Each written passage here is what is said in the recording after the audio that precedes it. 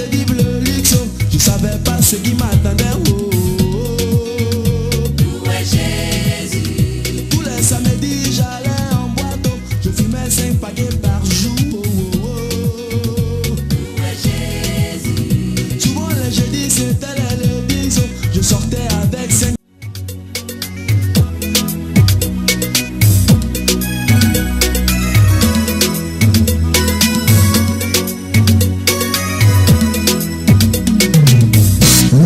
Louez Dieu, louez.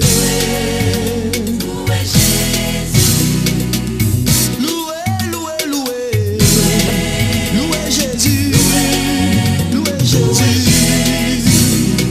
Mon rêve était de vivre le luxe, je savais pas ce qui m'attendait. Oh, Où est Jésus? tous les samedis j'allais en boîte, je fumais 5 paquets par jour. Où est Jésus? Souvent les jeudis c'était les lundis, je sortais avec 5.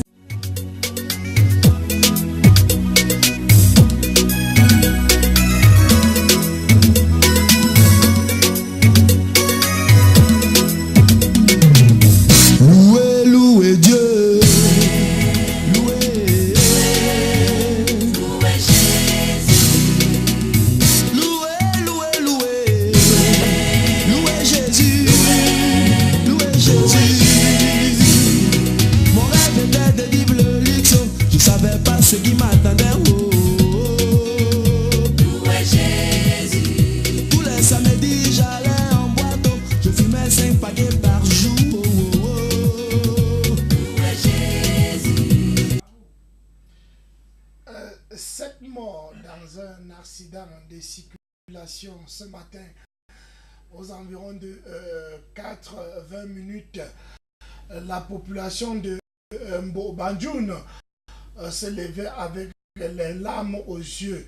Alors un bruit qui s'est retenti un peu dans tout le quartier de ce côté, et c'était là le résultat, ou bien un camion semi-remorque qui transportait la drèche et qui entrait en collision avec un gros porteur d'une agence de Bafoussam, Général Voyage.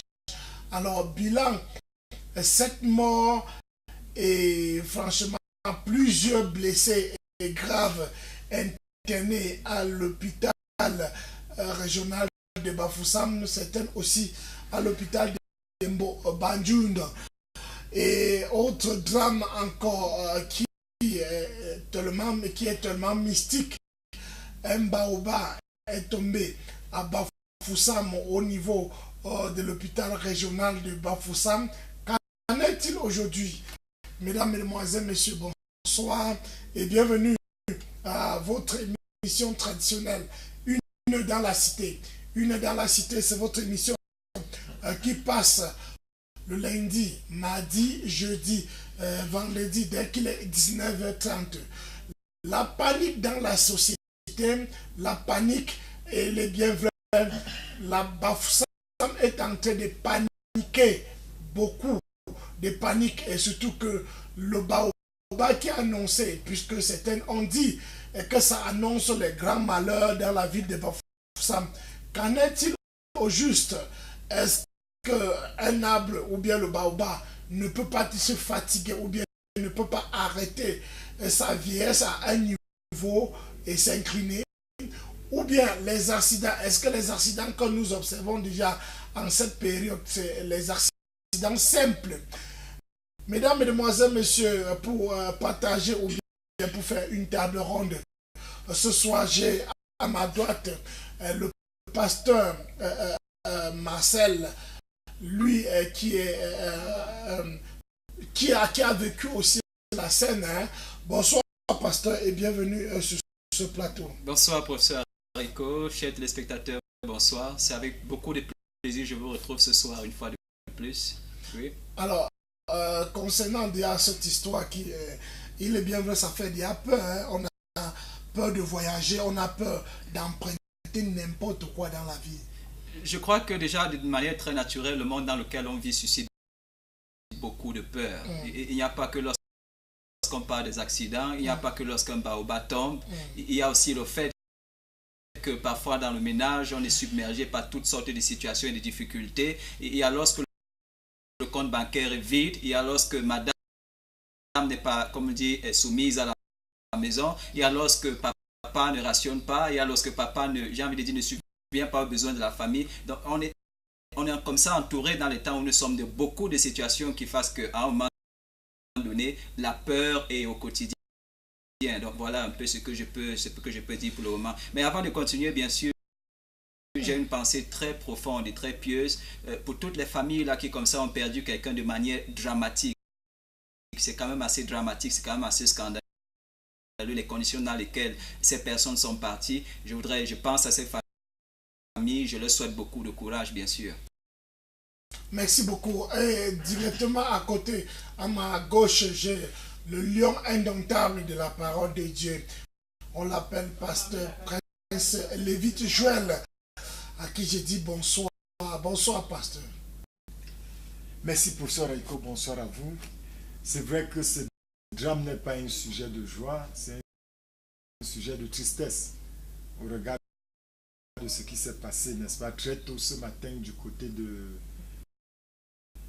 Mbo à Banjul, à quelques mètres seulement de Bafoussam. Nous sommes tous dans la tristesse, nous sommes profondément vraiment touchés. Et je voudrais premièrement adresser à toute la nation camerounaise et à toutes les familles si durement éprouvées mes sincères condoléances. J'ai été très attristé en apprenant cette nouvelle. Vraiment, c'est un cauchemar, c'est une tragédie. Et vraiment, ce soir, c'est avec les larmes dans les yeux que je me retrouve sur ce plateau pour ce haricot. Ce n'est pas un sujet de joie. Alors, on va souhaiter nos sincères condoléances à toute la famille éprouvée et qui ont perdu leurs membres dans cet accident, et surtout que c'était aux environs de 4 heures. Alors, Pasteur Marcel, il arrive, ou bien il fut une fois un ancien délégué du transport a suspendu les transports de nocturnes ou bien les transports de nuit. Alors, est-ce que c'était le début ou bien c'était une solution qu'on peut adapter aujourd'hui? Je crois qu'il y a déjà quelque chose qui est même déjà très naturel. La nuit, elle est faite pour le sommeil. Pour ceux qui ont voyagé à l'étranger, il y a une chose qu'il faut noter, c'est que la plupart du temps, les camions, c'est eux qui roulent dans la nuit. Ça veut dire que tout ce qui est transport en commun, à moins que ce soit des vols de nuit et tout le reste, ça veut dire que ça se fait dans la journée. Pourquoi? Parce que de manière naturelle, l'homme a besoin de dormir et de se reposer dans la nuit. Ça veut dire que, quelle que soit votre habilité, votre capacité, la nuit est faite pour le sommeil. Et je ne sais pas pourquoi, je me suis rendu compte la plupart du temps, c'est peut-être, on est tellement engagé dans les affaires, tellement engagé dans le business qu'à un moment donné, on laisse sa vie, on laisse sa personne au risque et péril de cette manière. Et voilà, la plupart du temps, les conséquences sont considérables. Oui, le monsieur, ou du moins le délégué de transport, comme vous dites, qui à un moment donné, dans la ville de Bafoussam, prend la décision qu'il n'y ait plus de circulation. C'est l'ancien ministre du transport. L'ancien ministre du transport, comme vous dites, qui prend... C'est une décision sage, très sage. Déjà, pourquoi? Parce qu'il faut comprendre un fait. C'est vrai que tout d'un coup, on va vouloir souligner les questions spirituelles qui ont tout à voir avec ce qui s'est passé. Mais d'abord, il y a négligence d'homme. Parce que la plupart du temps, quand on constate, on se rend compte que le chauffeur, peut-être qu'il conduisait, il a besoin lui aussi de dormir. Il est aussi un homme submergé par toutes sortes de problèmes. Alors, pourquoi avoir un tel homme à un volant de la voiture dans la nuit et aussi tard? Vous comprenez qu'après avoir roulé pendant longtemps, lorsque le cerveau est fatigué, la mémoire est fatiguée, et souvent, il refuse de garer pour se reposer, il persévère pour arriver jusqu'à la destination. Alors, il n'y a donc pas d'erreur qu'on fasse face à des situations comme ça. On peut suspendre les voyages de nuit. Mais pourquoi ne pas suspendre les voyages de nuit? Est-ce que là, en journée, il n'y a pas aussi des accidents? Bien sûr, il faut donc compter. Voyant quand on prend les statistiques, on se rend compte qu'il y a plus de risques dans la nuit qu'il y en a dans la journée. Parce que dans la journée, on est éveillé, on est alerté. Et la plupart du temps, les passagers ne dorment pas. Ça veut dire que dans la mesure où tu ne dors pas, il y a des possibilités que tu puisses même esquiver une chose ou deux. Mais dans le moment où tu dors, ça devient compliqué. On se tient aussi sur le chemin des commerçants où il faut carrément se retrouver le matin de l'autre côté pour ton commerce, hein. Et les commerçants voyagent plus la nuit. Alors, quand on avait vu une telle décision, on a constaté que ça freinait un peu, ou bien ça freinait beaucoup d'économie. Est-ce que ce n'est que le sommeil qui est la cause d'un accident? Est-ce que c'est parce que les chauffeurs dorment qu'on va parler de l'accident, pasteur Lévi? Professeur Haricot, je vais aborder le sujet sur un autre angle. Sans remettre en cause ce qu'a dit le révérend pasteur Marcel, c'est tout à fait logique. Les autorités camerounaises doivent prendre des décisions qu'elles jugent n'est-ce pas nécessaires pour protéger la population camerounaise. Je vais rentrer dans une autre rubrique. Vous savez, le diable, lorsqu'il frappe, il n'a ni jour ni nuit. Ça veut dire que c'est un problème qui est beaucoup spirituel. Les accidents que nous voyons sur nos routes, et je l'ai martelé sur ce plateau N fois, j'ai interpellé les Camerounais N fois sur ces genres de choses, de scandales. Pourquoi les scandales arrivent? Parce que les hommes sont distraits. Permettez pour ce Haricot, lorsque les gens dorment, lorsque les gens ne sont pas éveillés, n'est-ce pas, les gens seront toujours surpris par des événements malheureux comme ceux-là. Pour dire comme quoi, c'est un problème spirituel. Parce que le problème, le diable d'abord doit... Toute bataille se gagne, toute bataille, autant pour moi, se gagne dans le règne spirituel, et toute bataille se gagne, se perd dans le règne physique, spirituel. Lorsque les gens n'ont pas compris qu'il faut veiller et prier, quand vous regardez aujourd'hui notre pays, professeur Haricot, ça donne les larmes aux yeux. Tous les Camerounais sont dans des bars, dans des distractions, des choses qui n'honorent pas Dieu. C'est parce qu'ils n'ont pas prié. Écoutez, professeur Haricot, vous évoquez la veiller et prier. Alors, est-ce que c'est parce qu'ils n'ont pas veillé en priant? Je ne veux pas regarder les choses sur l'angle physique. Je vais regarder cette chose sur un angle spirituel. Le véritable problème des Camerounais, ils sont plus distraits. Nous sommes très éloignés de Dieu. Nous ne sommes plus dans la volonté de Dieu. Les gens ne passent plus le temps à chercher la face de Dieu, à prier, à jeûner, à demander à Dieu de guider leur vie. Mais les gens passent le temps au Cameroun, je le dis. C'est une honte pour notre nation. Les gens passent le temps dans cette nation à boire. Regardez même jusqu'aux chauffeurs. Je voyage tout le temps pour ça. Quand les chauffeurs garent les voitures, je crois que le révérend pasteur Marcel ne me démentira pas. Ils sont dans des bars en train de boire. D'autres sont dans des hôtels avec des femmes. C'est-à-dire qu'ils quittent de boire, il est dans l'hôtel avec la femme et il doit démarrer la voiture à minuit, 1 heure pour voyager. C'est la vie des camions c'est ça la réalité. Regardez l'attitude des chauffeurs. Je dis parce que je suis toujours en train de voir. Ils sont au bar pour boire. Dis-moi quel réflexe ils auront sur le goudron. C'est pour dire ceci. C'est parce que nous sommes dans un état où l'immoralité règne en maître absolu, que nos routes sont devenues des hécatombes. Voilà le véritable problème.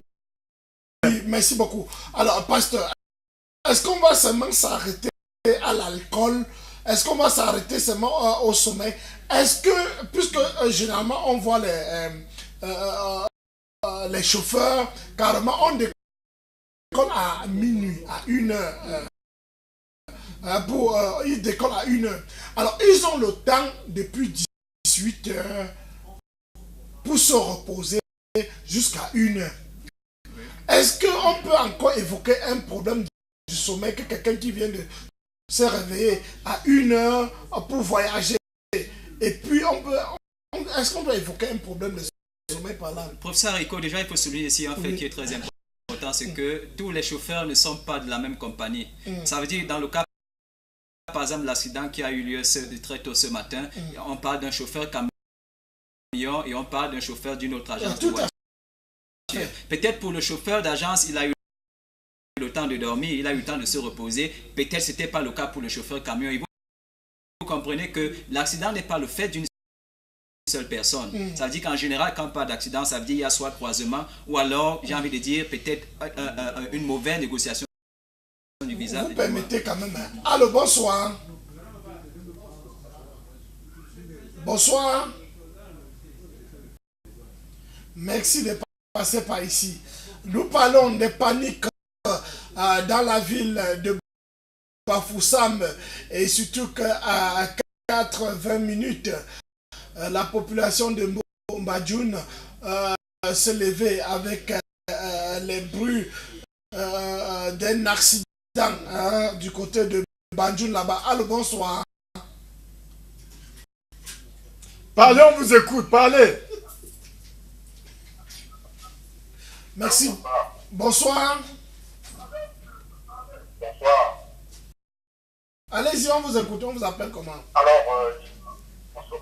Oui, je voudrais, je m'appelle Jean-Paul. Oui, je m'appelle Jean. Oui, je suis capitaine d'Anego. Je voudrais prier, c'est vrai que tout le monde a eu cet accident qui est arrivé, exactement. Il faut dire à votre pasteur là, je ne sais pas le nom, j'étais en train de donner la nouvelle à tout le monde. Qu'un homme de Dieu ne part pas comme ça. Nous écoutons tous ces débats à chaque moment. Il a toujours toujours la matière en train de discuter les gens, en train de donner les gens. C'est pas ça le comportement de l'homme de Dieu. Alors, qu'est-ce qu'il faut que tous les gens viennent dans les bars et tout? C'est ça le problème. Si les gens viennent dans les bars, est-ce que lui-même, il est un exemple? Parce que les hommes aussi doivent être des exemples. Alors, il ne faut pas qu'il soit à chaque moment, quand il y a une situation, on se met à tirer sur les gens, à tirer sur les gens. Il y a des vous dans vous parlez des problèmes, des problèmes. Est-ce que le chauffeur parfois fait tout? Je vous parle, il y a des choses qui sont en train de faire le temps et est-ce que ça ne peut pas parfois influencer? S'il n'y a pas de place qui est en train de tirer les gens, et qu'un chauffeur, est-ce que le chauffeur en sortant dans le monde, il a besoin de faire l'accident? Donc, regardez quelqu'un qui parle, voilà, de Yaoundé, voilà, qui arrive, qui va lancer la vie, qui arrive. Le nombre de Dieu devrait un peu prier et demander aux gens vraiment de changer de comportement, de changer un peu, sans avoir, sans se mettre à trancher, à accuser les gens, de dire qu'ils ne sont pas la foi. Et vous, s'il vous plaît, pour augmenter un peu l'eau dans votre moulin, ou bien pour augmenter votre question, j'aimerais savoir, vous permettez, j'aimerais savoir si l'alcool aussi ne fait pas partie des causes des accidents sur nos routes.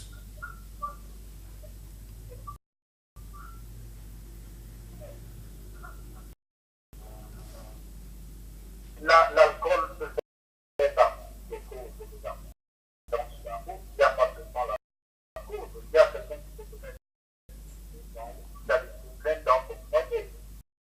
Il y a autant de choses, il y a des jaloux, il y a autant de choses qui peuvent amener les gens à faire des accidents. Ce n'est pas seulement l'alcool. Vous voulez dire que si le conducteur de car avait une métier sous de Yaoundé jusqu'à Bafoussam après 3 ans, c'est quoi d'abord? Ce qui est parce que c'est l'alcool. On peut décrire des situations qui peuvent amener les gens à commettre des accidents, mais ne pas se mettre en franchise, les gens qui sont dans le bar et à chaque moment en train de faire. L'homme de Dieu ne doit pas être un donneur de leçons. Merci beaucoup.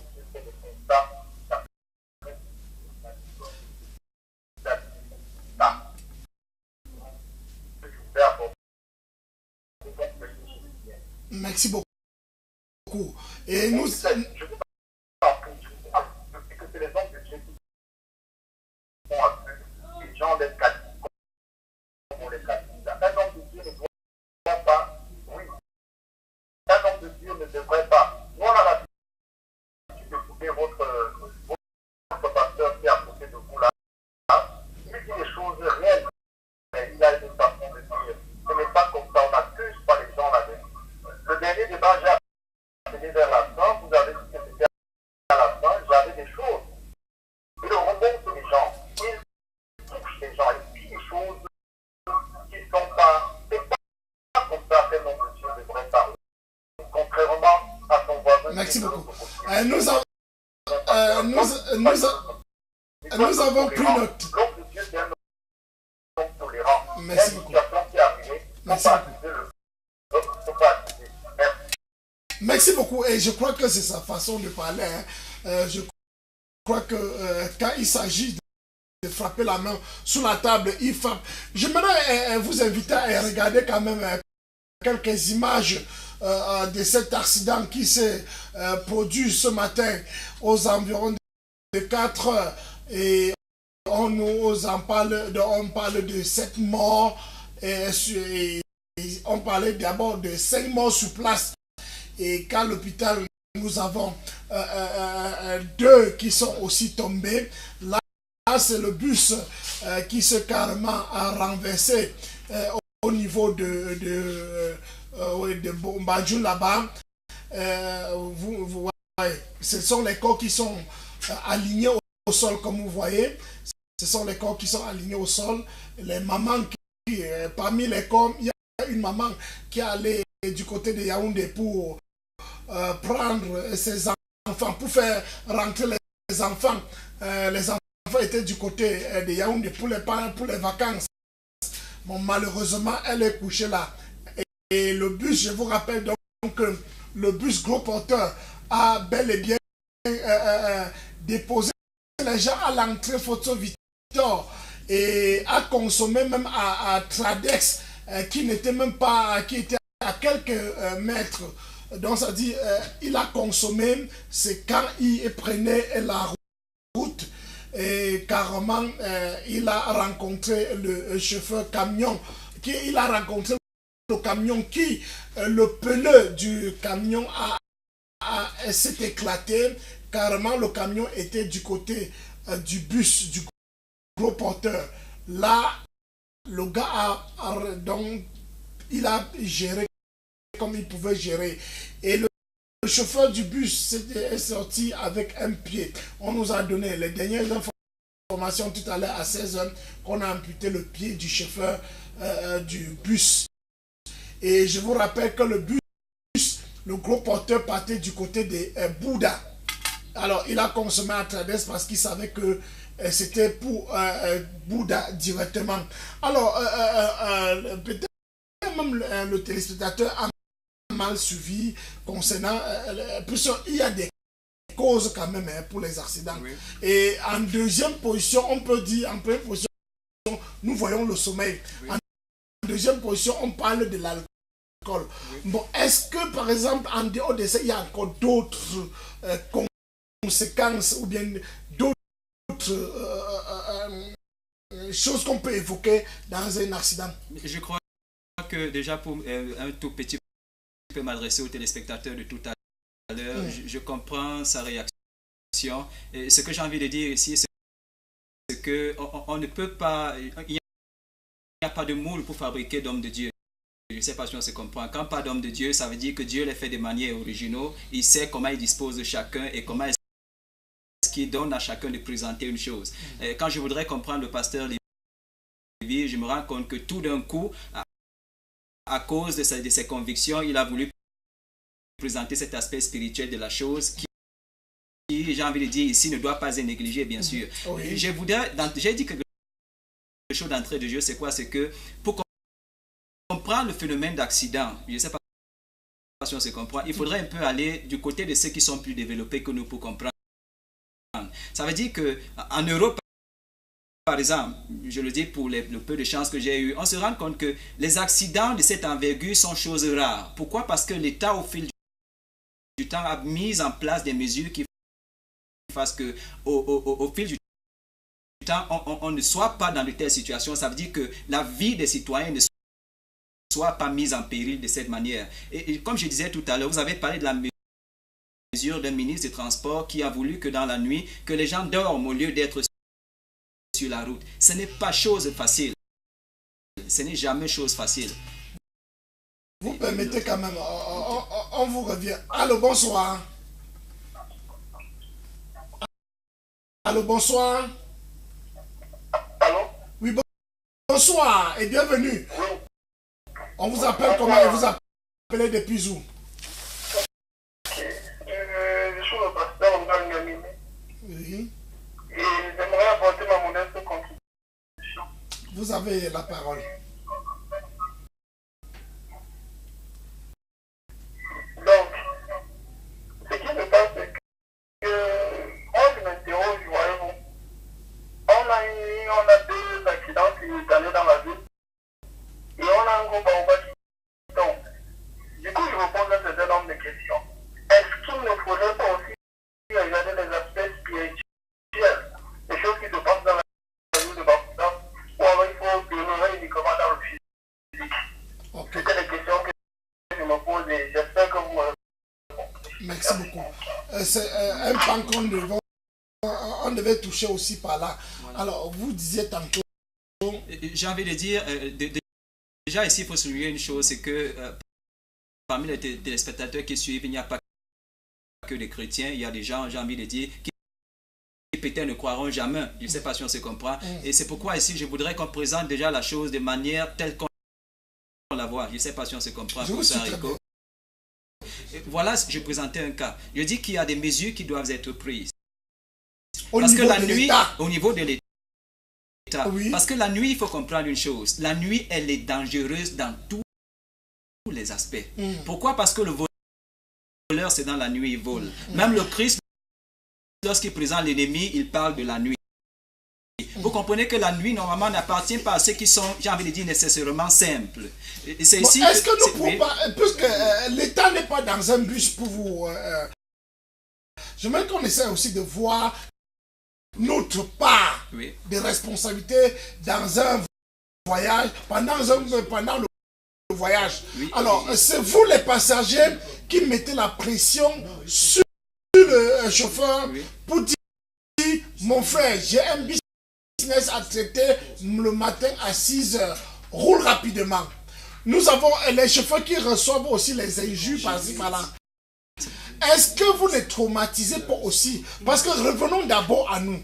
Est-ce que notre part de main là, il n'y a pas aussi notre part de main là dedans? C'est pourquoi tout à l'heure, pour ça, et que j'ai dit un truc qui est assez intéressant, c'est que l'accident n'est pas le fait d'un seul homme. En général, quand il y a accident, c'est pour ça que nous n'entendons pas de poser un constat ou du moins de faire un constat. Qu'on peut voir quelles sont les différentes responsabilités engagées dans le cas d'accident. Ce n'est jamais le fait d'un homme. Et c'est pourquoi j'ai dit, je rejoins un peu le téléspectateur et bien sûr le révérend Lévy qui est juste à côté de moi. C'est où je vais un peu les rejoindre pour qu'on présente aussi cet autre aspect de la chose comme quoi, pourquoi aussi ce ne serait pas un cas orchestré, j'ai envie de dire, par notre ennemi éternel qui est le diable bien sûr. Parce que j'ai envie de dire, je comprends le téléspectateur quand il dit qu'il ne faut pas juste voir l'aspect physique de ce qui s'est passé. Mais je voudrais aussi qu'on ne refuse pas, ou du moins qu'on ne rejette pas le fait d'homme dans le cas d'accident, bien sûr. Merci beaucoup. Plus on va voir l'aspect spirituel bien sûr, tout à l'heure. Alors, pasteur Prince Lévy-Joël, je sais qu'il arrive parfois à chacun de dire un mot au chauffeur pour dire vous permettez, allô, bonsoir. Et quand vous nous appelez, essayez de vous éloigner de votre télévision, soit vous arrêtez carrément le volume et vous nous écoutez dans le combiné de votre téléphone. Alors, en dehors de ce que vous avez cité tout à l'heure, je sais, vous-même, vous êtes passager, que vous n'êtes pas encore véhiculé. Alors, il vous arrive parfois de demander au chauffeur d'aller plus vite que ça. Professeur Haricot, je vais d'abord dire quelque chose qui est très important. N'accusons pas seulement l'État. Non, je n'ai pas doigté l'État. Parce que tout à l'heure, on va voir aussi la responsabilité des Je gens. voudrais dire premièrement, Oui. il y a des gens qui appellent, je n'ai pas voulu être leur pasteur, je n'ai pas demandé être son homme de Dieu. Non, je crois qu'on a des... Non, et je voudrais dire que l'État camerounais devait être très tolérant envers Boko Haram pour ne pas tuer Boko Haram. Parce que c'est un ennemi qui nous attaque. Quand les gens parlent dans leur ignorance, comme celui-là qui a appelé, Jésus démontre à suffisant comme il est ignorant spirituellement et physiquement. C'est-à-dire voir que les choses physiques, je sais de quoi je parle, je suis un homme de Dieu. Quand je viens sur un plateau comme celui-ci pour parler d'un thème, j'ai demandé à Dieu qu'est-ce qui ne va pas. Dieu me montre la chose. Vous voyez, je voudrais dire ceci, professeur Haricot. Je ne suis pas ici pour ceux-là qui n'aiment pas la vérité, parce que je sais que le commun des Camerounais, je reprends ce que j'ai. La faute n'est pas à votre niveau, vous les passagers. Écoutez, professeur Haricot, je dis ceci. Avant de voir le domaine spirituel. Oui, bon, tout à l'heure, on doit entrer dans le domaine spirituel. Il y a beaucoup de choses que je veux dire à ce sujet. Je l'ai dit et je le redire encore une fois de plus, parce que dans le cas d'espèces qui nous concerne maintenant, on nous fait savoir que c'est le chauffeur camion qui allait vers le gros porteur qui a fait de tous ses efforts pour pouvoir esquiver le camion. Ça, soit il était en train de somnoler. Et moi je le dis, parce que les gens ne le savent pas, je parle en connaissant de cause, professeur Haricot. J'ai eu à gérer un hôtel où dans l'hôtel je recevais beaucoup plus les chauffeurs camions, etc. C'est-à-dire, je le dis parce que celui qui appelait est tellement ignorant que je ne sais pas comment dire. Ça veut dire, non, je suis très sérieux parce que je suis ici pour plaire aux gens. Je ne veux pas être son pasteur. Je suis le pasteur des gens qui aiment la vérité, pas le pasteur des gens qui passent le temps à boire. Alors, je vous dis recevez ceci. les chauffeurs camions. Je dis, j'ai géré un hôtel. Je sais, je parle en connaissant de cause. Je vous dis, les gens les plus, les bordels, comme on dit dans le langage du quartier, sont des transporteurs. Vous voyez monsieur qui est en train de... Il y a des gens qui venaient à l'hôtel, dit je vais cesser alors qu'il voyageait à minuit. Il dit tout à l'heure, je vais décoller à minuit à 1h. C'est-à-dire fini de boire. Moi j'étais à Bafoussam, j'ai géré un hôtel à Bafoussam, où les gens quittaient le bar, ils venaient à l'hôtel dormir avec les femmes. À moins de 30 minutes, vont se lever pour aller entrer dans le car. Les gens ne regardent pas cet aspect. Les gens vont m'appeler pour me dire donneur de leçons. Comme donc je vous dis que je sais de quoi je parle pour ça. Donc vous évoquez là, il y a le manque de... Je vous dis partout, vous allez voir des chauffeurs camions qui garent partout. Quand ils font des arrêts, ils sont toujours... Les chauffeurs camions ont des copines partout. Presque dans chaque ville. Je sais de quoi je parle. Je crois que les chauffeurs savent de quoi je parle. Ça veut dire que vous voyez monsieur, j'ai voyagé à Douala Dema avec un car pour ici. Le monsieur était au bar pour boire. On est allé au bar le retirer à 1h pour qu'il nous amène à Bafoussam. Nous on a failli mourir à Mandjo. J'ai failli être victime d'un cas pareil. J'ai dit Dema, quand j'étais à Douala, on est allé à 1h pour sortir le monsieur. Il était avec les femmes en train de boire. Il est venu entrer dans le camion. Exemple que j'ai coupé ma tête, je me suis mis à prier. Comme pas, je ne veux pas que les gens viennent ici étaler leur ignorance pendant que la vie des camions est en danger. Vous écoutez, vous évoquez le sommeil, vous évoquez l'alcool. Et je vous dis, nous sommes dans un pays rempli d'immoralité. Je vous rappelle qu'il y a des chauffeurs qui ne consomment pas. Je suis d'accord. Qui ne partent pas au bar, qui n'ont pas de bordel et se reposent de 18h jusqu'à 1h le matin ou bien jusqu'à minuit. Et en route, ils se font des accidents. Mais je vous dis, le pourcentage est bas. Écoutez pour ça. Je vous dis, je parle les Camerounais m'écoutent, ils peuvent en témoigner. Je dis ceci, il y a des transporteurs responsables.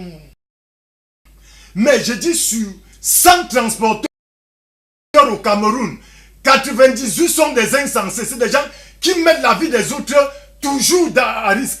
Parce que vous allez les voir, ils sont toujours avec des femmes, ils sont toujours en train de boire. Je vous dis, professeur Rico, j'ai vécu. On a sorti mon chauffeur à 1h. Oui. Derrière les alcools pour qu'il vienne conduire les gens. À Mandjou, on a failli laisser la vie. Alors quand il me suit après pour raconter des histoires comme ça, ça veut dire qu'il ne maîtrise même pas son pays. Non, vous allez avoir une... Non, mais je sais de quoi. Non. Écoutez. Même le Saint-Esprit... Professeur Rico, s'il vous plaît, professeur Rico, permettez, je vais chuter ici. Je vais chuter ici. Non, attendez, je ne suis pas plus poli que Jésus-Christ. Jésus-Christ a dit dans Matthieu 10, 12, verset 34. Je vais lire.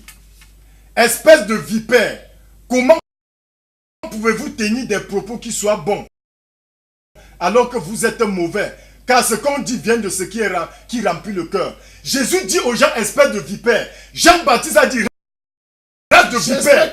Donc ça veut dire qu'à un moment, il y a ceux que là, Jésus parlait en douceur à certaines personnes, il parlait durement aux insensés. Vous permettez quand même, c'est moi qui dirige quand même sur ce plateau. Vous permettez quand même... On ne tue pas les gens pour venir nous raconter des histoires ici. Je vous ai dit quand même de répondre autrement aux téléspectateurs. Ils vous respectent en vous regardant. Non, je n'ai pas demandé qui me respecte. Qui ne respecte la parole de Dieu, pas Pasteur Lévy. Nous avons constaté que dans les nouveaux bus aujourd'hui, disons les bus Android, il y a la télévision où le chauffeur regarde la télévision carrément en conduisant, cause carrément avec les passagers. Alors, est-ce qu'il y a d'autres langages aussi que les gars ont évoqué, que l'homme qui est à la cabine technique, à la cabine avec le chauffeur ne doit pas dormir, que quand on dort près d'un chauffeur, il finit aussi par dormir.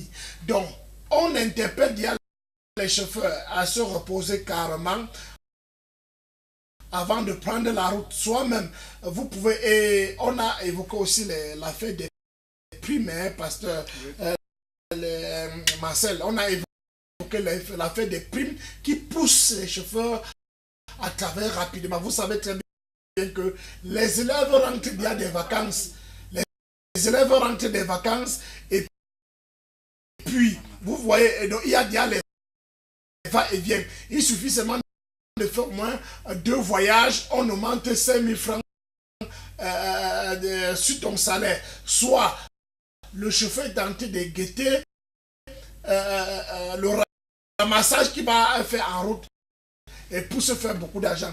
Est-ce qu'à un niveau, les shops d'agence ne devaient pas peut-être même arrêter ce genre de cacophonie qu'ils font dans les agences? Bon, déjà, je vais souligner un fait. Vous avez parlé des S'ils ont moins de chauffeurs, est-ce qu'ils ne vont pas arrêter, dire même que toi, ou bien quelqu'un, peut-être un chauffeur fait un voyage par jour, quand il arrive, il se repose bien, il prend encore le bus pour rentrer. Oui, déjà, vous avez souligné un fait que je veux rappeler ici, c'est que vous avez parlé des bus dans lesquels il y a des télévisions ou des téléviseurs et qui peuvent comme ça distraire les passagers. Et je dis, on est même dans le mauvais contexte. Parce qu'en Europe, lorsqu'il y a ces bus-là, il faut comprendre, on se retrouve sur des routes qui ont, j'ai envie de dire, 5 à 6 allées.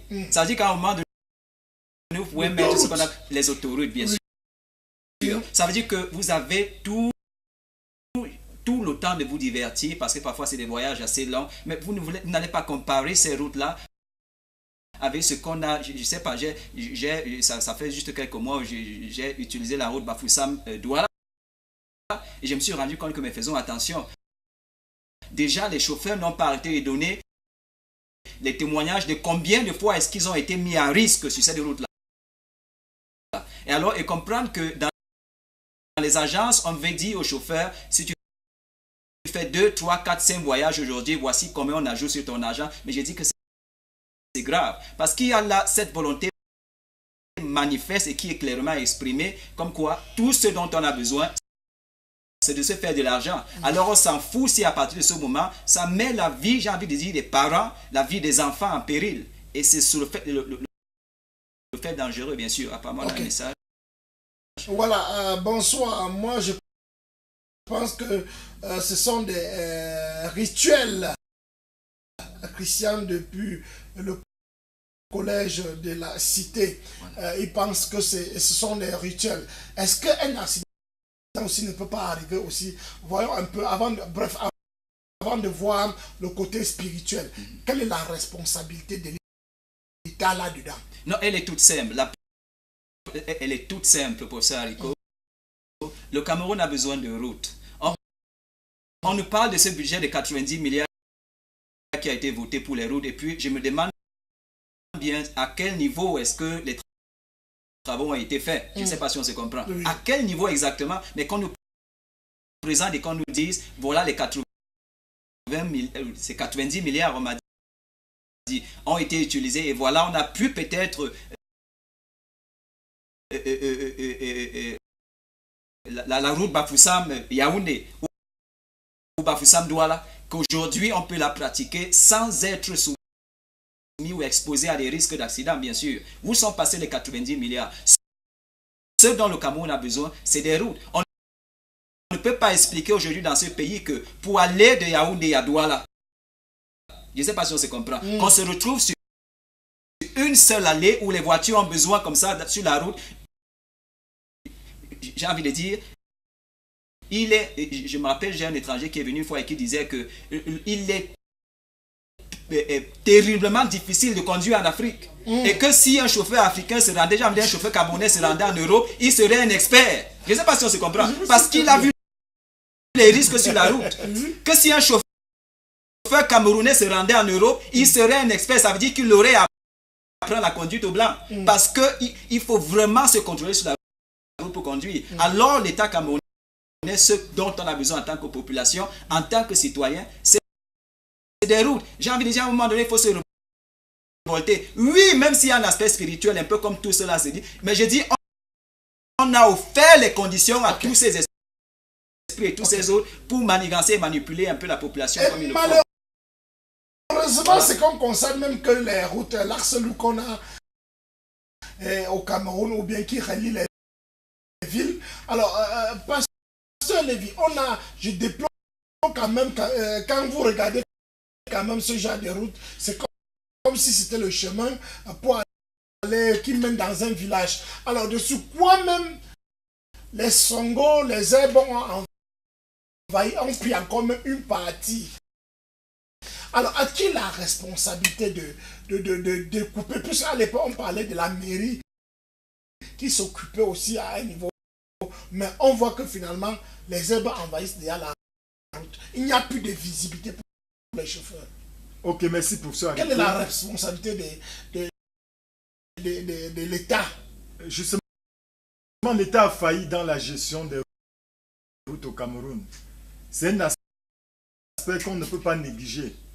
Cependant, je dis bien l'État a failli parce que quand le révérend pasteur Marcel parlait de 90 000 francs, 90 milliards, je voudrais vous rappeler qu'un kilomètre de goudron bien fait, c'est 1 milliard de francs CFA. Un seul kilomètre de goudron, c'est 1 milliard de francs CFA. Donc ça veut tout simplement dire que nous n'ignorons pas qu'il y a l'état de routes qui sont très mauvaises au Cameroun, n'est-ce pas? Il y a des nids, n'est-ce pas? Il y a des nids partout dans nos routes. Quand vous allez à Douala et Yaoundé, c'est à peine qu'on arrive. Vraiment, je vous dis, j'ai fait le voyage sur ces routes-là. Je dis que c'est vraiment la catastrophe. Et cela nous appelle à plus de prudence, professeur Haricot. Vous savez, c'est lorsque l'homme est face au mur, au dos au mur, qu'il doit pouvoir bien réfléchir.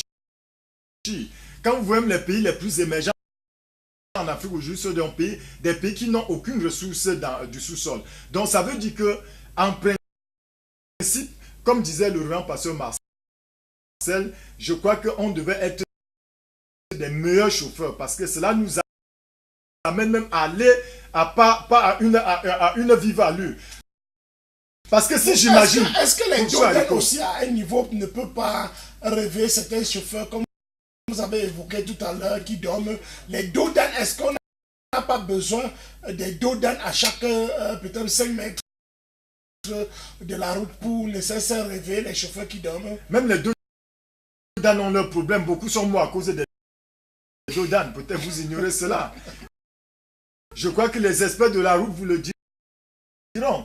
Beaucoup sont morts dans nos routes à cause des Dodan. Il y a tellement de Dodan que nos routes sont devenues des Dodan et ça crée ce que ça crée. Vous imaginez une voiture qui va à vive allure à plus de 100 km/h. Elle se rend compte à moins de 10 mètres qu'il y a un Dodan là. Il n'y a même pas des panneaux de signalisation sur nos routes. Parfois c'est on appelle ça quoi, professeur Aliko? Vous appelez ça les fleurs jalousies qui ont poussé. C'est-à-dire nous sommes dans un pays qui est spirituellement aveugle. C'est ça qui aveugle tout le Cameroun. Quand vous voyagez, vous ne voyez plus les signaux, les panneaux qui sont dans... Parce que les fleurs jalousies ont tout envahi. C'est-à-dire qu'il y a des gens qui se rendent compte à moins de 10 mètres qu'il y a un Dodan là. Et vous connaissez, le Dodan vous fait faire des tonneaux vraiment terribles. Donc vous comprenez que tout est contribué dans notre nation pour que cette nation soit une hécatombe, pour que nous soyons, sincèrement, le Cameroun est spirituellement mort. Et je voudrais vous dire, professeur Aliko, quand nous allons entrer dans cette rubrique, c'est la raison pour laquelle je n'ai cessé de dire cela. Malgré mes détracteurs, je suis un homme de vérité. Je dis ceci que la Bible dit, si un aveugle conduit un aveugle, tous les deux vont se retrouver dans un trou. Notre pays est vraiment aveuglé. Parce que nous sommes dans une immoralité qui n'a pas de nom au Cameroun. Merci beaucoup, Pasteur Lévi Joël. C'est pourquoi on l'appelle le lion indomptable, car le lion rugit, c'est comme ça que ça donne. Alors, il y a un programme spécial à ne pas rater. Ça démarre le 17, ça finit le 27, ici à Bafoussam. Donc, c'est un programme spécial, la convention internationale et la 20e aussi, bon, le 20e anniversaire de AJC. Bon, l'AJC, il vient donc quand même sur ce plateau nous expliquer. Et sous le thème est vraiment provocateur. On parle de la révélation des fils. La révélation des fils. On écoute le message, on vous revient dans quelques instants. Est-ce qu'on se verra, oh mon frère? Hey, est-ce qu'on se verra? Est-ce qu'on se verra, oh ma soeur? Ambassade de Jésus-Christ. Spéciale convention internationale et son 20e anniversaire. Du 17 au 27 août 2017 à Bafoussam, au lieu dit ancien cinéma 4 étoiles. Organise 11 jours d'impact prophétique et de miracles sous le thème la révélation des fils. Au programme du jeudi 17 au lundi 21, vous aurez des visites en prison et à l'orphelinat, investissement humain et bien d'autres. Du mardi 22 au vendredi 25, section matinale 8h-13h et la section du soir 16h30-20h. Samedi 26, coupure du gâteau et réjouissance à partir de 10h. Dimanche 27, 9h-12h, culte de célébration dont les assemblées et accueil des nouveaux. Comme orateur principal de ce grand moment, vous aurez le révérend papa apôtre Bernard Tassiné et sa charmante épouse maman Bernadette Tassiné avec des orateurs nous venant du Cameroun, Congo, États-Unis, Canada. Tout ceci sur la supervision générale de papa apôtre Bernard Tassiné. Pour plus d'infos, merci de bien vouloir contacter le 699 32 38 14 ou encore le 678 18 82 69. Shalom. Merci beaucoup et je vous rappelle que le lieu c'est l'ancien cinéma 4 étoiles et surtout c'est 11 jours d'impact prophétique et de miracles. Vous savez très bien que c'est un programme à ne pas rater. Et quand on parle de la révélation des fils, ça nous concerne. Alors sur ce plateau, pour nous parler, pour nous éclaircir encore, j'ai à ma droite Frère Joseph. Bonsoir et bienvenue sur ce plateau. Bonsoir, bonsoir Rico, bonsoir à tous les téléspectateurs de la LWC, bonsoir spécial à tous les ambassadeurs qui se trouvent non seulement à Bafoussam mais dans toutes les régions et bien entendu dans toute la République. Alors, on parlait déjà de cet événement qui va déménager à Bafoussam. Alors, dites-nous un peu, c'est quoi le programme au juste? Pourquoi cette idée?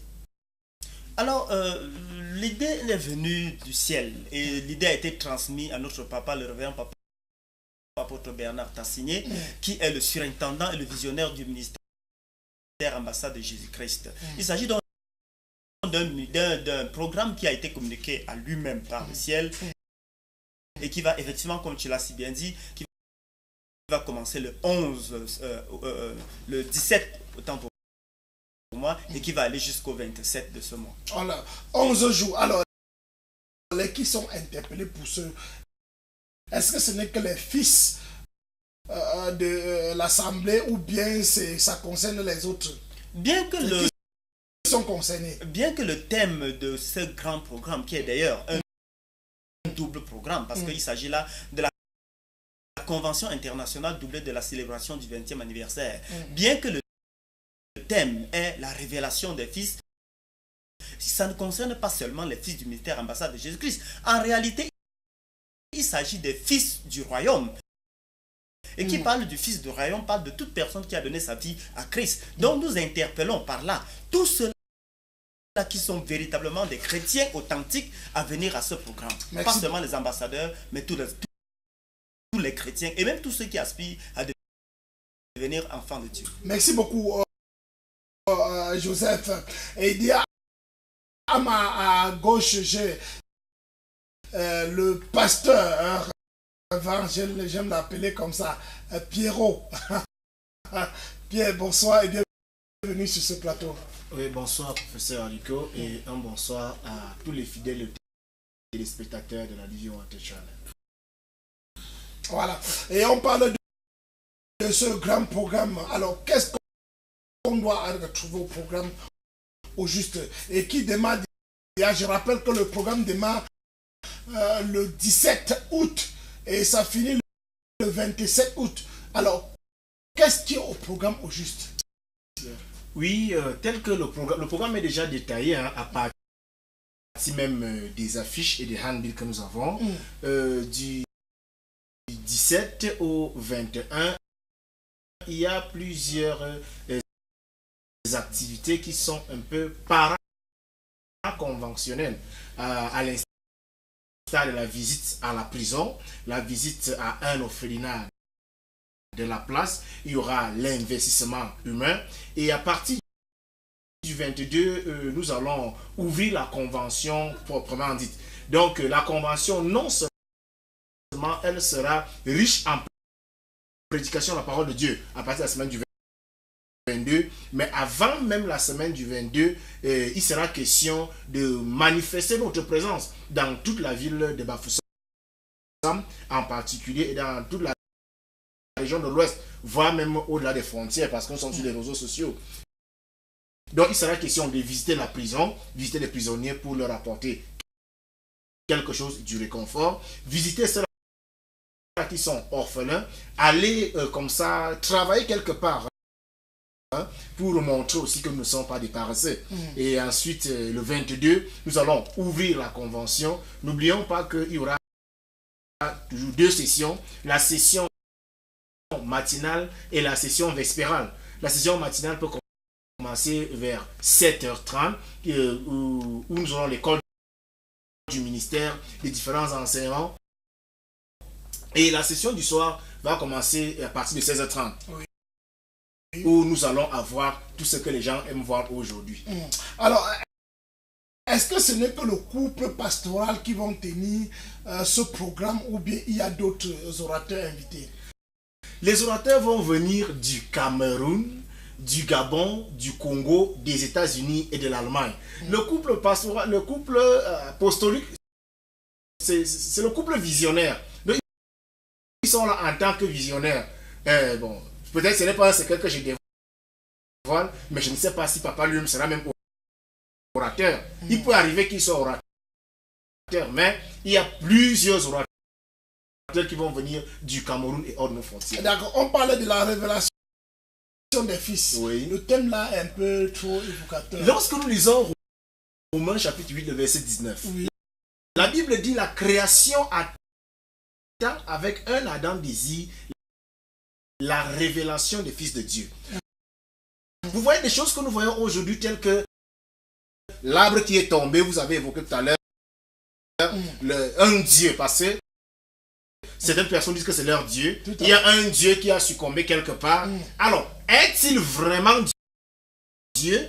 S'il est Dieu ou pas, il faut que les fils de Dieu qui sont sur la terre montrent qui est Dieu et qui ne l'est pas. Nous avons parlé de l'accident tout à l'heure et de côté spirituel, on a un peu évoqué des esprits, des manipulations et de sorcellerie. En fait, lorsqu'un enfant de Dieu se lève en tant qu'enfant de Dieu, il est impossible d'être pris comme une victime du monde des ténèbres. C'est pourquoi moi je crois que la révélation des fils de Dieu, c'est le temps où les enfants de Dieu, ceux-là qui ont cru en Jésus-Christ de Nazareth, doivent agir et montrer au monde physique et au monde spirituel que Jésus est vraiment Seigneur. Merci beaucoup. Jésus est vraiment Seigneur. Alors, pasteur, frère Joseph, revenons un peu sur la fête toujours de ce programme. On parle de l'anniversaire, on parle aussi d'un programme. Donc c'est un coup double. En réalité, c'est deux événements en un seul. Il s'agit de la grande convention internationale, parce que l'ambassade a coutume d'organiser les conventions chaque année. Mais il se trouve tout simplement que cette année, en plus de la convention que nous organisons déjà à l'ambassade tous les ans, il y a également le 20e anniversaire. Pourquoi le 20e anniversaire? Pourquoi pas le 19e? Pourquoi le 20e? Il se trouve qu'à l'ambassade, on a coutume de célébrer chaque décanat. On a célébré le 10e anniversaire. Il est temps que nous célébrions également le 20e anniversaire. Et célébrer le 20e anniversaire coïncide donc avec la convention que l'ambassade organise déjà chaque année. Mais il se trouve également que cette année, non seulement nous célébrons l'anniversaire, mais il s'agit de 5 événements en un seul. Il s'agit donc de la célébration des 5 événements les plus importants de la vie de notre visionnaire. À savoir sa naissance, qui est intervenue au mois d'août, son mariage toujours au mois d'août, la naissance de leur premier fils au mois d'août, l'envoi en mission au mois d'août et sa consécration apostolique au mois d'août. Donc vous voyez, donc en réalité il ne s'agit pas seulement de 2 événements, il s'agit de plusieurs événements. Mais nous avons concentré sur 2, la convention et l'anniversaire. L'anniversaire proprement dit se célébrera donc le samedi 26. Ce sera là la coupure du gâteau avec la réjouissance populaire. C'est ce jour-là même que nous allons véritablement célébrer l'anniversaire. Et chacun est invité. Effectivement, lorsque nous parlons de l'anniversaire, déjà au son de ma voix, déjà au son de ma voix, non seulement toi tu es invité, mais également tous les téléspectateurs de la LW sont d'office invités et tous ceux-là qui dans la ville, nous allons afficher mettre les affiches partout dans la ville. Il n'y a pas une invitation spéciale pour qui que ce soit. Mais là, au son de ma voix, c'est déjà une invitation spéciale. Et je porte également la voix de notre papa, qui est le révérend papa apôtre Bernard Tassigny. Parce que lui, au son de sa voix, tout le monde est déjà invité. Alors, sois là et tu ne seras pas déçu. Et on vous rappelle que il y a du jeudi 17 au lundi 21, on parle de la visite en prison et dans les orphelinats, l'investissement humain. Un match de football, c'est quand même étonnant de voir encore les chrétiens jouer au football. et caravane motorisée et ouverture solennelle du programme soirée culturelle.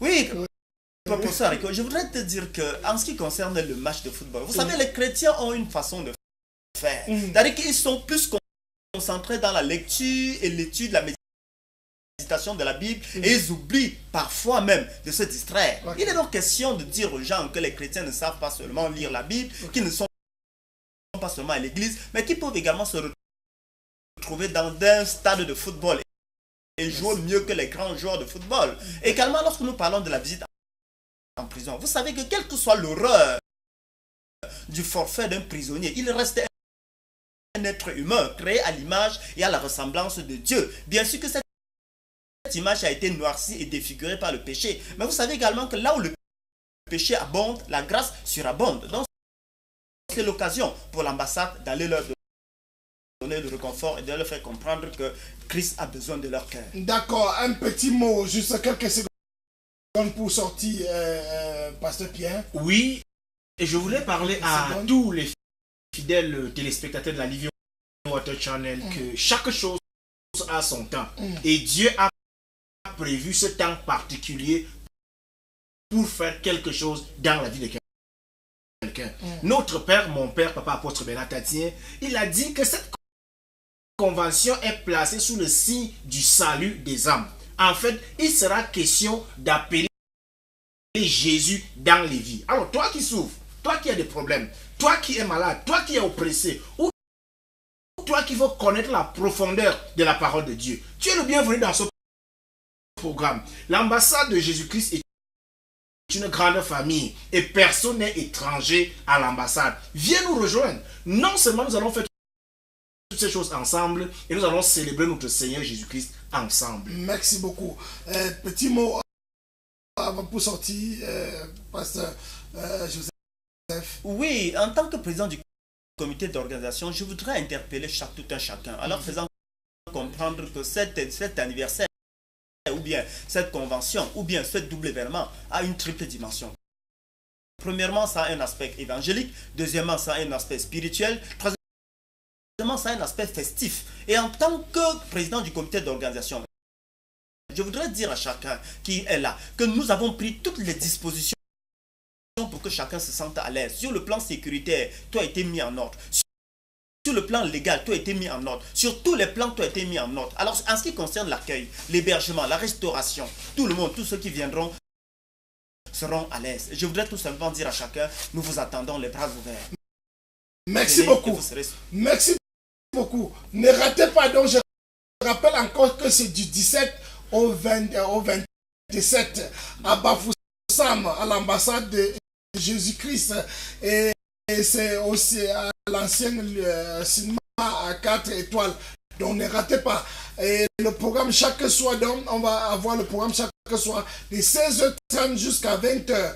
Donc et ne ratez pas aussi la session du matin. Donc pour ceux qui veulent avoir un peu une portion d'écriture avant de se rendre au lieu du travail. Alors, on vous ressort avec ce spot.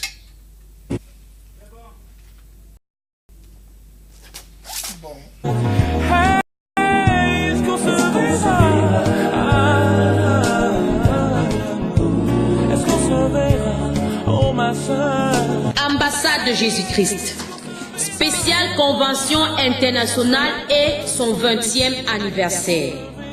Du 17 au 27 août 2017 à Bafoussam, au lieu dit ancien cinéma 4 étoiles.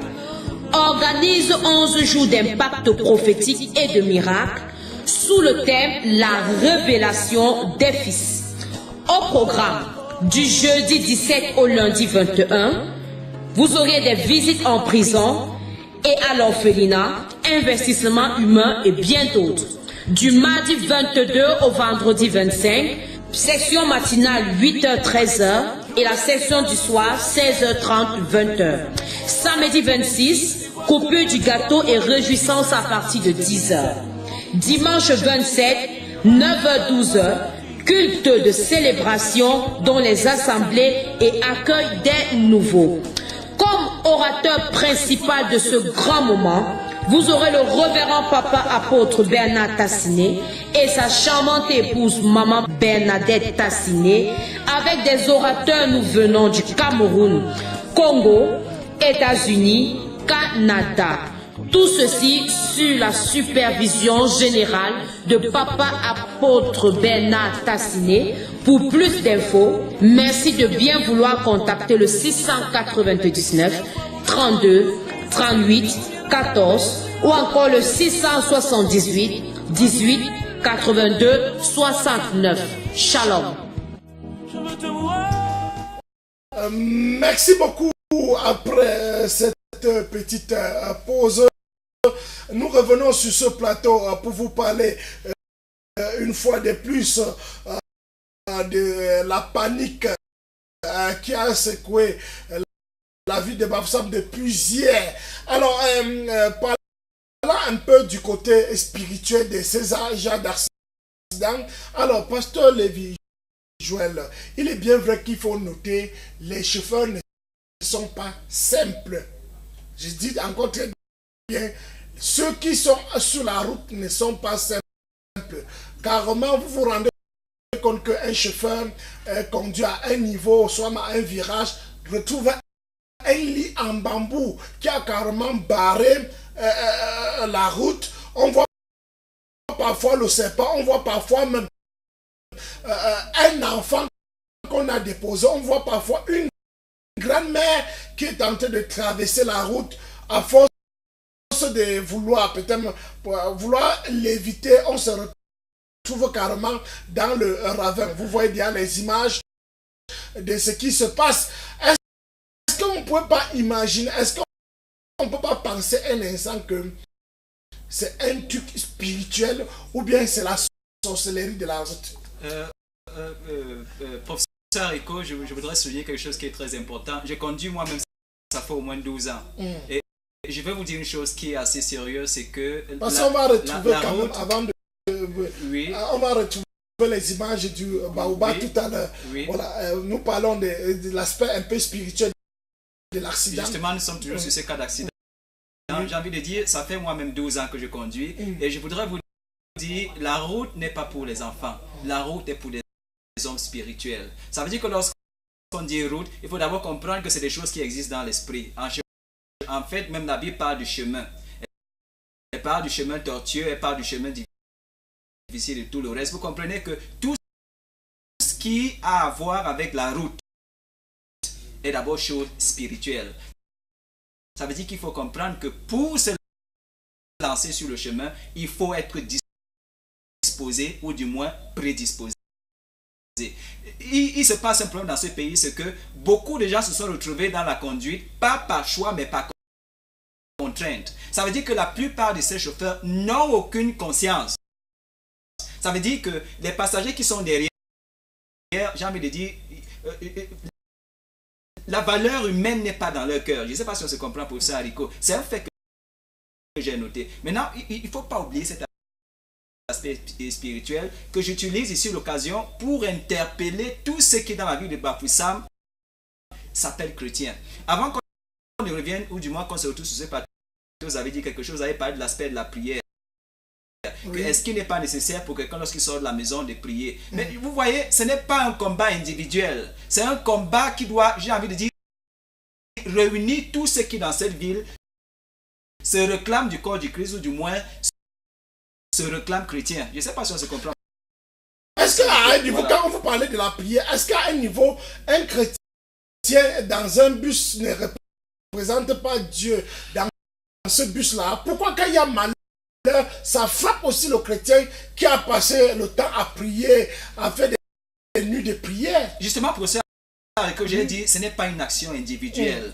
Ceux qui sont tournés contre nous ne sont pas seuls. Je ne sais pas si on se comprend. Ils sont très nombreux, c'est une équipe bien organisée. Et pourquoi il ne faudrait même pas voir dans l'acte qui s'est passé, j'ai envie de dire, un désir comme ça de verser du sang? Je ne sais pas si on se comprend. Parce qu'il y a aussi des choses qu'il faut considérer qui ne sont pas négligées sur ce plateau. Merci beaucoup. Alors, on prend ce message. C'est vrai que ce que vous dites, mais sachez donc que tout ça est d'abord spirituel. Beaucoup de chauffeurs, avant de faire un accident, voyez les totems. Merci. C'est Chimène qui nous envoie ce SMS. Pasteur Lévi Joël, est-ce qu'à un niveau même, un chrétien ne doit pas aussi se compliquer? Parce que nous voyons aussi certaines, quand vous fouillez derrière les porte-monnaies, vous voyez les clous attachés avec le fil noir. Le fil noir juste pour se protéger. Allô, bonsoir. Allô? Bonsoir. Bonsoir. Oui, bon, bienvenue. La sœur, je depuis Tokyo. Ok, bienvenue. Oui, merci. Je voudrais lire dans Amos 6. Je vais dire Amos 26, Amos chapitre 3, verset 10 et 6. Son temps de la trompette dans une ville, pour que le peuple soit dans l'épouvante. Arrive-t-il un malheur dans une ville, pour que l'Éternel en soit le Père?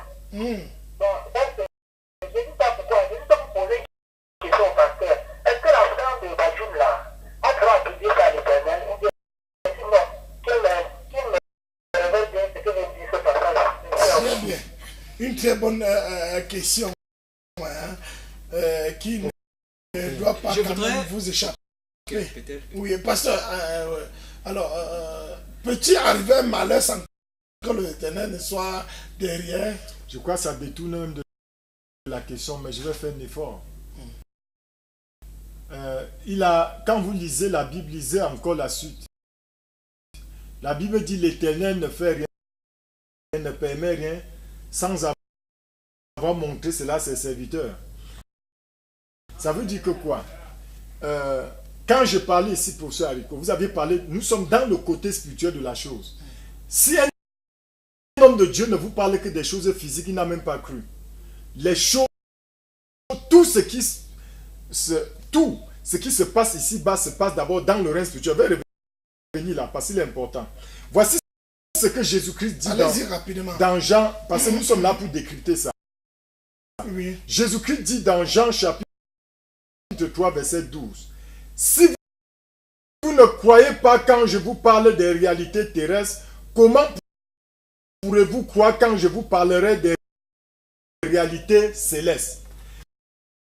La Bible nous fait savoir que les choses spirituelles, c'est elle qui guide les choses physiques.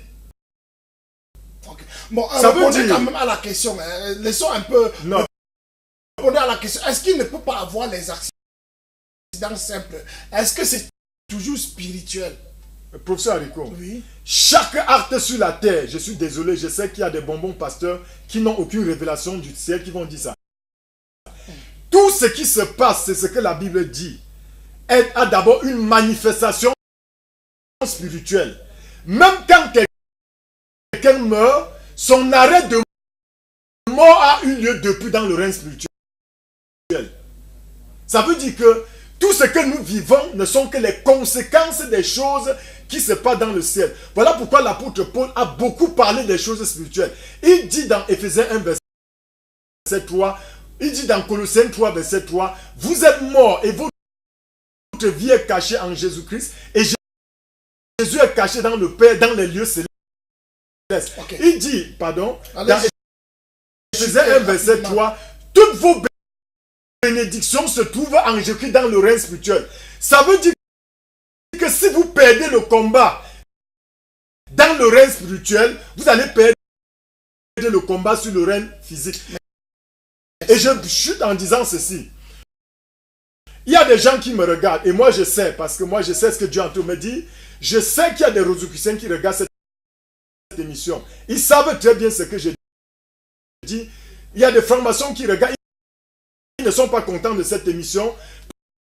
Parce que eux, vous allez voir des gens qui font des incantations. Et je vais vous dire, parce que nous sommes dans le règne spirituel.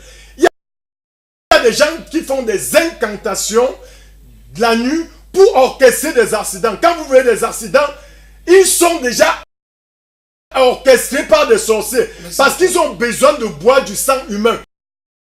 C'est de ça qu'il est question. Donc voilà pourquoi ils ne sont pas contents. Quand nous venons sur ce plateau, leur dit des vérités, ils vont rougir. Mais je vais leur dire que c'est une question de temps. Jésus à la porte. Merci beaucoup. Et on a vu une femme, on a arrêté une femme carrément du côté des Douala aux agences. Elle avait un seau avec l'arbre de paix. À l'intérieur, dans le seau, se trouvait le sang humain. Voilà. Et elle jaillissait sur les bus qui prenaient le voyage la nuit. Elle jaillissait. Alors, on y reviendra quand même. Parlons de cette panique aussi qui a secoué le quartier Thio là-bas, à l'hôpital régional. Un baobab du jamais vu, comme vous regardez à l'image. Un baobab qui s'est carrément cassé. Dieu merci, ça n'a même pas fait des morts parce que quand vous regardez, à côté il y avait une barrière et à côté de la barrière il y avait une maison habitable. Mais Dieu merci, ça s'est dirigé à un espace vide, carrément vide pour se déposer. La première action, et je vous rappelle, pour les témoignages sur le terrain, on dit très bien que la première branche, puisque ça s'est divisé d'abord en deux, la première branche pour tomber a d'abord fait des signes. On a entendu les bruits pour permettre à ceux qui étaient aux environs de quitter. On dit le baobab est tombé, donc la première branche est tombée et puis s'est écrasée. Vers 17h30, vous allez voir la deuxième branche, comme vous voyez, la deuxième branche est tombée encore dans la cour de l'hôpital. Alors, nous connaissons très bien que c'est un baobab où nos frères, nos soeurs vont là-bas de temps en temps pour demander aussi la paix, pour mieux vivre, la santé, ou bien ils ont pris même ça comme un Dieu. Alors c'est la catastrophe quand même de voir un Dieu tomber comme ça, pasteur Lévi Joël. Mais c'est pasteur Marcel. Marcel, alors, j'ai envie de dire que sur le coup, on a envie de se réjouir, surtout ceux qui sont chrétiens. Je suis passé par-ci et par-là aujourd'hui. Je suis même passé au lieu dit derrière l'hôpital régional et j'ai constaté le fait par moi-même. Et puis, il y a un fait que j'ai noté, on l'a souligné avant l'émission, c'est qu'il y a ces gens qui se réclament de la tradition, qui sont passés là le matin comme pour faire des rites. Oui. Mais je me suis posé en même temps une question. Où sont les chrétiens qui ont longtemps prié pour que ce baobab tombe? Où sont-ils? Où étaient-ils? Pourquoi ne sont-ils pas venus là comme pour à leur tour célébrer la victoire de qu'est-ce qui s'est passé? Parce que pour moi, est-ce que c'est une victoire? Non, pour moi, excusez-moi, oui. Pour moi, un baobab qui tombe, ça signifie quand même un règne qui s'écroule. Alors, on parle des malheurs qui vont avoir lieu dans la vie de Bafoussam. Parce qu'ils ont dit, mais je voudrais vous dire, oui, je voudrais vous dire, les messieurs que vous voyez déjà même à l'écran, si le technicien peut nous permettre, voilà, comme vous voyez déjà là, oui. vous revenez, voilà, sur l'image, voilà, les magiciens que vous voyez là, oui. On dit à haute voix que ça montre le malheur qui va frapper la vie de Bafoussam. Et malheureusement, ou bien par coïncidence, carrément nous avons observé cet accident ce matin. Est-ce que ce n'est pas une réalité? J'ai envie de dire que malheur s'il y aura, ça ne concerne que ceux qui, j'ai envie de dire, sont d'une manière ou d'une autre attachés à ce baobab. Parce que s'ils l'ont pour Dieu, et si aujourd'hui leur Dieu est tombé, je crois qu'ils sont les premiers concernés. Je ne sais pas si on se comprend pour ça, Rico. Oui. Si malheur il y aura, cela ne concerne que ceux qui ont pour Dieu ce baobab. Nous, on a un autre Dieu, on se réclame de notre Dieu. Et je crois que... Bien, oui, je vois. Voilà. Les notables qui ont été envoyés par le chef Balin pour ne cesse apaiser quand même, pour Je vous rappelle très bien que c'est un arbre où, quand on parle du baobab, il s'agit d'une puissance, une grande puissance qui se cache à l'intérieur. Et sans vous choquer même, à l'intérieur même du baobab que vous voyez, c'était vide, il y avait un vide. Et c'est noir comme si à l'intérieur on cuisinait ou on a fait la cuisine pendant longtemps. Justement. Il faut noter aussi que les gens habitent là. Pour ça, Rico, le baobab, il n'y a pas qu'au Cameroun, hein. Dans presque tous les pays, surtout en Afrique, le baobab n'a jamais été considéré comme un arbre tout simple. Je suis passé là aujourd'hui, je ne peux peut-être pas sur le plateau dire qu'est-ce qui a été dit là-bas. Vous avez les idées, vous avez les nouvelles de ce qui a été raconté à ce niveau. Mais j'ai dit une chose, c'est une victoire d'un côté, mais sans doute un malheur pour beaucoup de ceux-là qui ont eu leur destinée attachée à ce baobab. Ceux qui sont allés faire les rites ce matin, on dit que c'était leur Dieu. Alors si leur Dieu aujourd'hui est tombé, alors qu'ils s'apprêtent à tout ce qui va suivre, parce qu'il n'y a plus personne pour les protéger. Ça me fait un peu rire. Ça me fait un peu rire. C'est dire, voilà, qu'ils soient prêts à tout ce qui va suivre après ça, bien sûr. Vous, quand même, je crois que c'est lamentable de voir un Dieu se coucher au sol comme ça, parce que les visuels, s'il faut prendre ça comme un Dieu, et vous voyez, mais pourquoi une victoire pour vous, pasteur les visuels? Pourquoi une victoire? Parce que nous avons reçu les pasteurs, nous avons vu les pasteurs là-bas qui chantaient peut-être les louanges des victoires pour dire on a prié longtemps on a prié. Et je rappelle pour la petite histoire, c'est que les gens disent que c'était l'auteur des... Donc ça dit, ça causait des morts à l'hôpital. Et vous voyez, donc il y a eu beaucoup de bois autour de ce baobab. Est-ce que vous pensez que ce baobab, c'est un dieu ou bien c'est... Pour ça, Rico, je suis de ceux-là, par la grâce de Dieu, qui a eu vraiment à combattre ça beaucoup. Le promoteur de cette chaîne, le révérend pasteur Charlie Kemetia, pour qui j'ai beaucoup du respect, c'est que nous avions fait des nuits de prière pour renverser ce baobab, parce que cela a causé beaucoup de désastres à l'hôpital, des morts innombrables. C'est pourquoi je suis désolé quand je viens sur un plateau comme ça, je vois les gens s'amuser avec des vies. Et je vais dire aux gens, quand vous ne connaissez pas les choses spirituelles, fermez la bouche, c'est encore mieux pour vous que de prendre un fouet qui n'est pas le nôtre. Vous savez, professeur Hariko, beaucoup sont morts à l'hôpital régional de Bassam à cause de ce baobab. Dieu nous a particulièrement révélé, le pasteur Charlie Kemetia, le promoteur de cette chaîne peut en témoigner. Nous avons aussi guéri, hein? Non, ça ne guérit pas. Le diable ne guérit pas. Le diable ne guérit pas. Nous avions fait des nuits de prière. Je dis des nuits de prière dans des jeunes pour voir ce baobab tomber. Parce que cela a créé trop de malheur dans notre cité capitale de Bafoussam. Vous savez, regardez, vous regardez à suffisant pour ceux-là qui sont venus en bas de ça, c'est des sorciers en puissance.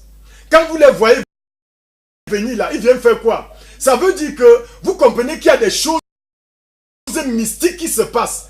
Et quand je vois des gens s'amuser, je dis faites attention. La vie chrétienne est pleinement spirituelle avant d'être physique. Je le dis à tous ceux et celles qui nous regardent, professeur Hariko. Si vous perdez la bataille spirituelle, qu'importe vos efforts, vous allez perdre sur le plan physique. Toute bataille se remporte dans le règne spirituel. Donc les gens qui viennent s'amuser alors que beaucoup de vies sont en danger, qui se méfient. C'est comme ça que les sorciers sont en train de détruire, que ce soit des accidents de route. Qu'on parle, on vient, il y a quelques mois seulement de vivre la catastrophe des écarts. Il y a beaucoup des étudiants qui sont morts. On nous parle d'une catastrophe encore ce matin et les gens vont appeler pour raconter des histoires alors que des vies humaines sont à risque. Donc c'est pour dire, quand je parle en tant qu'un pasteur homme de Dieu, pardon professeur Hariko, je le dis avec des larmes dans les yeux, dans les yeux. Ça me fait mal de voir des vies humaines qui tombent comme ça. L'image que vous regardez là quand même, ce ne sont pas les jeunes, hein, Pasteur Lévy. Vous êtes, ils sont, Pasteur Marcel, vous permettez. Alors, ceux qu'on regarde là, ce sont les patriarches, les pères qui sont nés avant vous. Oui. Vous pensez qu'ils sont fous là? Non, ils ne sont pas fous. Vous avez appelé ça comme une forteresse. Oui. Alors, pourquoi vous appelez un si grand arbre comme ça, comme vous balancez d'un revers de main comme ça, vous permettez. Allô, bonsoir. Allô? Bonsoir, monsieur. Oui, bonsoir. Oui, bienvenue. On vous appelle comment? Oui, mon nom. Oui, allez-y, on vous écoute. D'accord. Les hommes disent généralement, le roi est mort, vive le roi. La fin d'un règne est le symbole du commencement d'un autre règne.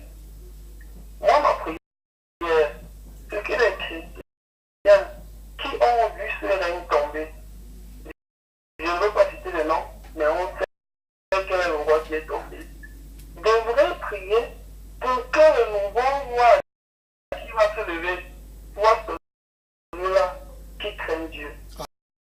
Sinon, on va assister à la pérennité de cette histoire. Parce que ceux qui sont venus faire les tout autour, c'est pour implanter l'autel pour la continuité de leurs affaires. Croyez-moi, ces gens ne sont pas vos amis. Et ils se battent pour que leurs affaires continuent à marcher. C'est vrai que nous allons rester fermer les yeux et dormir, aussi vrai qu'ils vont prospérer dans leurs histoires. Et le sang qui a coulé dans les différents accidents ne sont que, vous savez, dans ces choses, il y a toujours des sacrifices de sang. Ils savent, nous savons ce qui est en train de se passer spirituellement. Amen. C'est la manifestation de beaucoup de choses qui vont suivre. Le peuple de Dieu, comme les pasteurs le disent, doivent se mettre ensemble, s'unir pour affronter cette histoire. Amen. Amen. Parce que comme ça, tu vas faire comme elle est en train de faire. Merci. Merci beaucoup. Bon, je rappelle, hein, pour augmenter un peu l'eau dans votre moulin. Alors, on dit que si ce baobab tombait avant la mort du chef Bamangoum, ça annonçait la mort d'un chef. Ouais. Alors, comment le chef meurt, le baobab tombe, juste après? On est en train d'annoncer l'enterrement officiel d'ici à là. Alors, est-ce que ça montre encore la mort d'un autre chef? Il y a des possibilités, j'ai envie de dire, et puis c'est les heures où on a le plus besoin des prophètes, parce qu'aujourd'hui on s'est rendu compte que les prophètes, tout ce qu'ils savent déjà faire et qu'ils ne font que cela, c'est d'imposer les mains sur les gens. Je crois que dans ce moment dans la vie de Bafoussam, c'est où on a le plus besoin des prophètes qui nous disent voilà ce qui se passe, voilà de quoi il s'agit. Mais voilà, on va garder cette foi-là et puis penser à une chose qui est assez importante. Et justement, le téléspectateur vient de le dire, plus que jamais les chrétiens ont besoin de s'unir pour voir qu'est-ce qu'on peut faire ensemble, comme pour opposer une force à cette force-là qui combat dans la ville de Bafoussam et bien sûr contre la destinée des citoyens camerounais qui sont dans ce lieu. Merci beaucoup. Je crois qu'on va sortir ce thème. Je voulais chuter en disant... rapidement, quelques secondes. Je voulais dire en quelques secondes, j'interpelle ici tous les hommes de Dieu qui nous regardent. Tous les chrétiens nés de nouveau. Mettons-nous en rang de bataille. Nous sommes en croisade contre les œuvres des ténèbres. Et je vous rappelle, professeur Rico, beaucoup ne le savent pas. Nous sommes en train de tendre vers 2018, l'année des élections au Cameroun, l'année de tous les dangers. Donc, il y a des signes précurseurs. Et je dis en tant qu'un homme qui prie pour cette nation, que tous les hommes de Dieu se lèvent. Parce qu'il y a des choses, nous ne voulons pas vivre une situation situation à l'Ivoirienne au Cameroun. J'interpelle tous les hommes de Dieu. Merci beaucoup. Levez-vous dans des prières, ne dormez plus. Parce que Dieu est en train de parler beaucoup à la nation camerounaise. Sortez du sommeil. Jeûnez, priez pour cette nation et Dieu doit renverser tous les barbares de cette nation au nom de Jésus.